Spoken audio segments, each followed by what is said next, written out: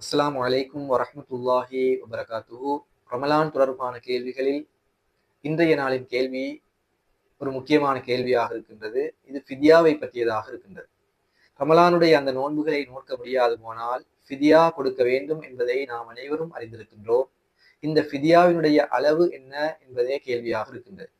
இதற்குரிய பதில் என்னவென்றால், நோன்பு கடமையாக்கப்பட்ட வசனங்களில் ஃபித்யாவின் இந்த அளவு எவ்வளவு என்று கூறப்படவில்லை.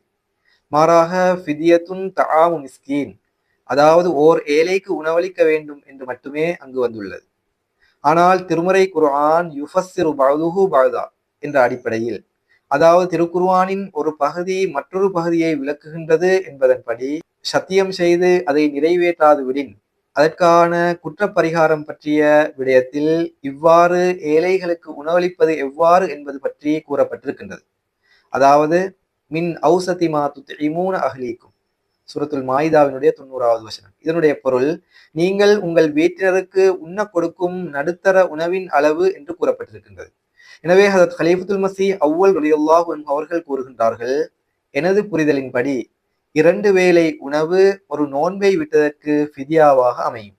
எனவே ஒவ்வொருவரும் தத்தமது நிலைமைக்கு ஏற்ப இதனை வழங்க முடியும். அதாவது ஒரு நோன்பை விட்டதற்கான ஃபித்யா 2 வேளை உணவு அல்லது அதனுடைய பெறுமதியாக இருக்கின்றது. அடுத்ததாக, இந்த ஃபித்யாவை மிஸ்கீன்களுக்கு கொடுக்க வேண்டும் என்று அல்லாஹு தஆலா கூறுகின்றான்.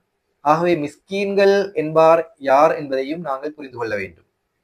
மிஸ்கீன்கள் என்பவர்கள் யார் என்றால், இவர்கள் மக்களின் முன்னால் சென்று தமது தேவைகளை கேட்பதும் இல்லை, மேலும் தமது தோற்றத்தை ஏழைகளை போன்று வெளிக்காட்டுவதும் இல்லை.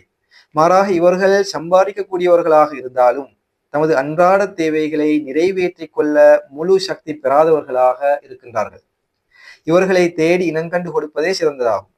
கொடுக்கும் போது இது ஃபித்யாதான் உங்களுக்கு நாங்கள் வழங்குகின்றோம் என்று கூற வேண்டிய அவசியம் இல்லை. அதே போன்று ஃபித்யாவை தனிப்பட்ட ரீதியிலும் கொடுக்கலாம், ஜமாத்தின் நிர்வாகத்தின் கீழாகவும் கொடுக்கலாம், உறவினர்களில் தேவையுடையவர்களுக்கும் கொடுக்கலாம். அடுத்ததாக, குறித்த ரமலானிலேயே இதனை செலுத்தி முடிப்பதற்காக முயற்சி செய்வதே சிறந்ததாகும். அவ்வாறு முடியாவிட்டால், அதற்கு வசதி இல்லை என்றால் ரமலான் முடிந்த பிறகும் இதனை கொடுக்கலாம்.